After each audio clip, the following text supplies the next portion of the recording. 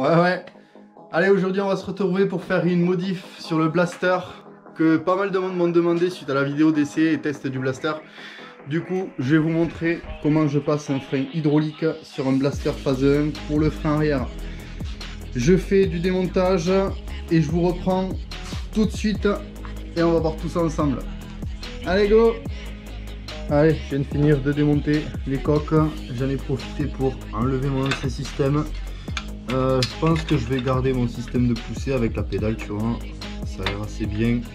Voilà, allez, prochaine étape, on va vérifier que le mètre-cylindre il passe déjà et on va vérifier comment on va le fixer.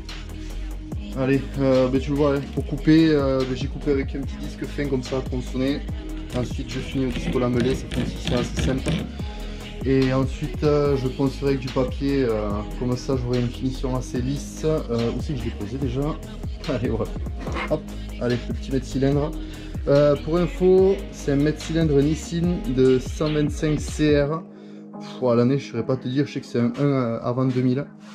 Mais voilà, bon bref, allez, on va voir comment ça peut passer déjà. Comment il faudra faire la pâte, vu que tu vois, j'ai quand même une petite contrainte ici. Alors soit je le mets un petit peu penché, soit je le déporte tout simplement, je fais des pâtes assez longues. Voilà, bon, là tu peux constater que ça tombe à peu près en face avec le système actuel.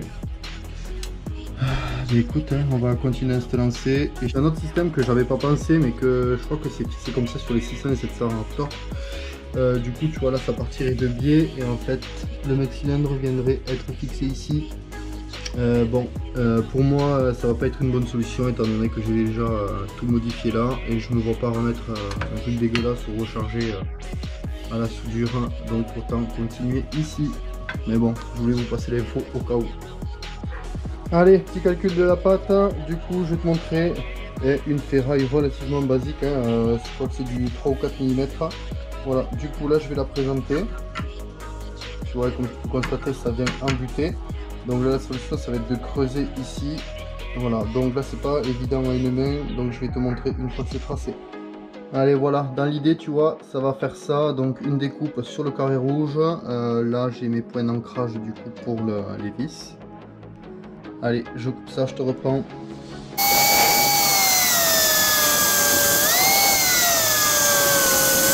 Comme tu vas le voir, la pâte est quasiment finie. Tu vois, après une ou deux modifs, on arrive à quelque chose de pas trop mal. Voilà, tu vois, une taille là, une taille là. J'ai quand même pas mal de marge pour pouvoir me fixer les vis. Écoute, je fais du fignolage et on repasse à la suite.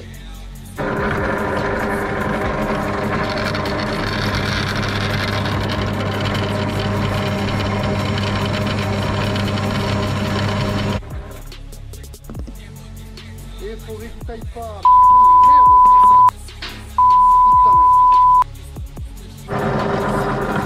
Bon, je suis passé sur un autre forêt parce que l'autre taillait pas, ça m'a gavé. Allez, on se remet.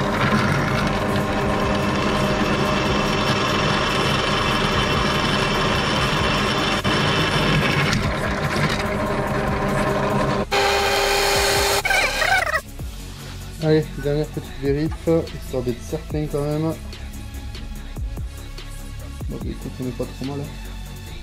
Bon, la pioche est un peu de biais, hein, mais ça passe. Allez, je viens de présenter ma pièce et la marquer. Tu vois, il faut que je la mette légèrement de biais, mais ça passe vraiment super bien. Ça va être légèrement de biais, mais c'est pas très grave parce que lui il peut prendre du jeu de gauche à droite sans souci. Voilà, donc du coup là, je mets au propre, je marque, enfin je pointe, je vais dire pardon, et je te reprends. Allez, la pièce elle est pointée. Je vais te donner un aperçu de ce que ça donne. Voilà, tu vois, vraiment là c'est juste pointé. Hop. Et écoute, je pense qu'on est pas mal. Le trou est bon. Le trou est bon, ouais, t'inquiète, le décalage là c'est moi qui fais. Voilà, et tu vois là la cam ici elle va passer. Et en fait là je l'ai incliné un petit peu par rapport à ce que je disais tout à l'heure. D'ailleurs je vais lever la masse pour te montrer. Bref, là tu vois je l'ai incliné et comme ça tombe à peu près en face. Et après je vais m'arranger en fait avec cette tige et cette tige, je vais voir ce que je fais. Bon, bien évidemment il y a toujours une merde. Du coup là Tu vois, j'ai plus de gaz. J'ai beau faire ce que je veux. En fait, je trouvais que mes accroches, etc., étaient dégueulasses. Voilà, je te laisse voir. Ouais, c'est toujours pareil, ça tiendra, hein, mais tu vois, en fait, ça n'a pas été protégé la soudure. Du coup, ça fait un truc plutôt dégueulasse. Et ça va tenir, hein, pas de soucis. Hein. Mais, toujours pas propre. Bon, allez, j'ai laissé refroidir un petit peu pour te montrer. Bon, je suis un peu deck des soudures, hein, comme je te l'ai dit tout à l'heure, j'ai plus de gaz. Bon, voilà, tu vois, derrière, je sais pas si tu vas le voir. J'ai essayé du point par point. C'est pas spécialement joli, mais ça tiendra.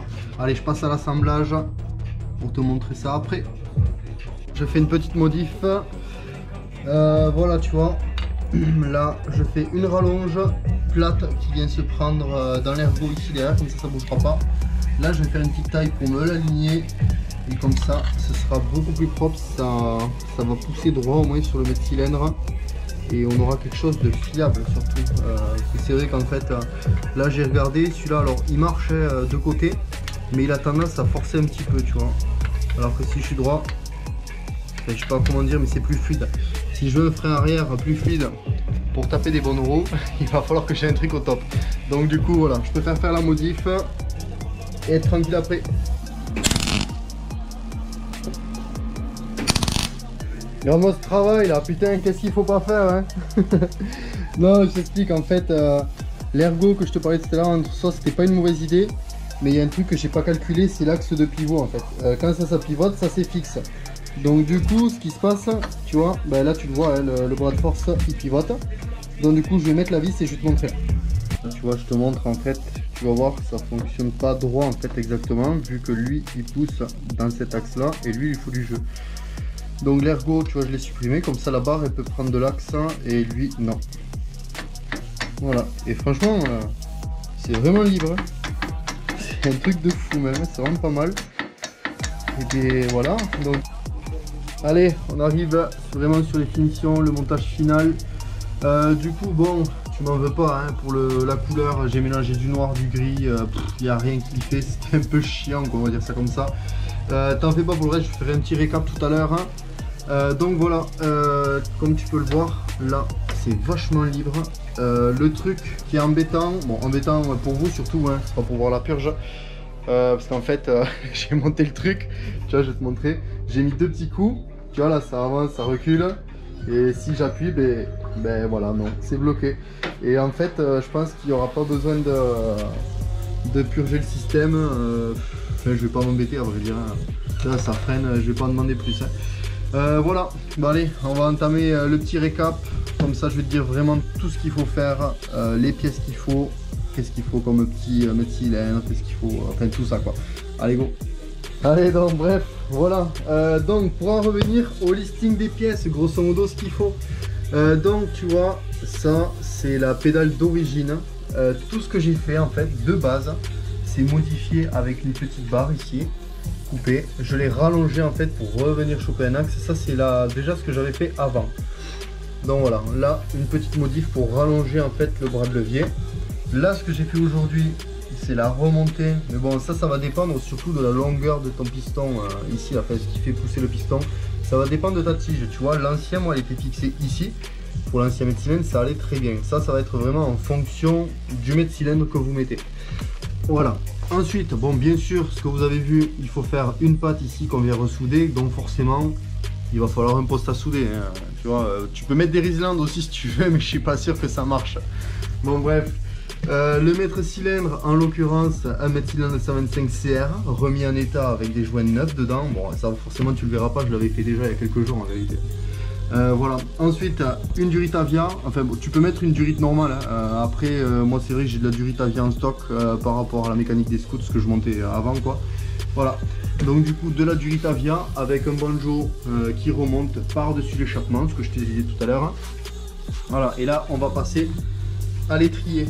Donc l'étrier, comme je disais dans une autre vidéo, c'est ultra classique, c'est un étrier d'MBK Nitro ou de booster, les avant, hein, par contre je précise, c'est pas un arrière, parce que l'arrière sinon l'anthrax n'est pas la même. Voilà, du coup ça se fixe tel quel. La seule modif qu'il y a à faire, c'est ces petites cales, tu vois. Moi, c'est des cales en alu que j'ai récupéré d'un étrier sur le nitro. En fait, c'est un ancien nitro de piste.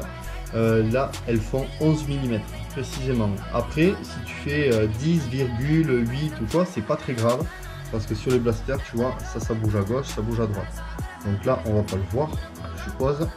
Mais ça peut prendre légèrement du jeu en fait. Voilà, du coup, il va te falloir ça. Donc franchement, pour résumer, ça se fait tranquillement en une petite après-midi. C'est pas un boulot de fou, hein, c'est accessible, franchement, il faut juste maîtriser un petit peu la soudure, la disqueuse, il n'y a pas grand chose à faire, donc du coup il te faut du fer plat, un bon mètre-cylindre, de la Duritavia et un étrier de nitro, et puis à la rigueur des petits boulons, tu vois, même, tu peux t'arranger avec des écrous pour refaire l'écart à l'arrière de l'étrier, et puis après ça se fait très bien, hein. C'est assez accessible, tu vois, tu peux vraiment tout démonter pour être tranquille. Tu peux aller plus loin hein, dans les montages, tu vois. Moi, on va dire ça comme ça, je suis un peu flemmard, tu vois. Donc forcément, moi, je sais pas tout démonter. Mais bon, voilà, parce qu'en vrai, quand on sait le freinage d'un blaster phase 1, quand je l'ai essayé, en fait, quand je l'ai acheté, ce blaster, je me suis dit qu'il n'y avait pas de frein arrière. Le truc, ça freinait vraiment pas du tout. Et en fait, j'avais même pu négocier un petit peu le prix parce que dans l'étrier arrière, en fait, on voyait comme des pastilles, comme des pistons. Et avec le mec, j'ai dit, c'est pas possible, quoi. T'es direct, il n'y a plus les plaquettes, il n'y a plus que les pistons. Et en fait, non, les pistons, c'est directement les plaquettes sur les phases 1. Et le disque, en fait, il n'est pas du tout foutu pareil. C'est un disque lisse, super bizarre, tu vois. D'ailleurs, là, c'est un Wave. Hein. Voilà, ça, c'est le minimum, je pense. Hein. Et donc bref voilà tu vois le système en fait sur les phases 1 il est vraiment ridicule hein. Le seul truc de bien c'est qu'il y a un frein parking quoi. Sinon en vrai il est vraiment pas top hein. Donc voilà tu vois bon on arrive au terme de cette vidéo. J'espère que ça t'aura plu, j'espère que j'aurai bien expliqué. Après au pire des cas comme je l'ai fait déjà avec des abonnés hein, tu peux aller sur mon Instagram, c'est JujuFast117, c'est pareil que YouTube. Tu me poses des questions, je peux t'envoyer des choses un petit peu plus détaillées, des questions vraiment précises, parce que je me doute que moi, j'explique, mais je sais le faire, quoi. Donc du coup, les gens qui savent pas trop le faire, qui tatillonnent un petit peu, ils vont avoir pas mal de questions.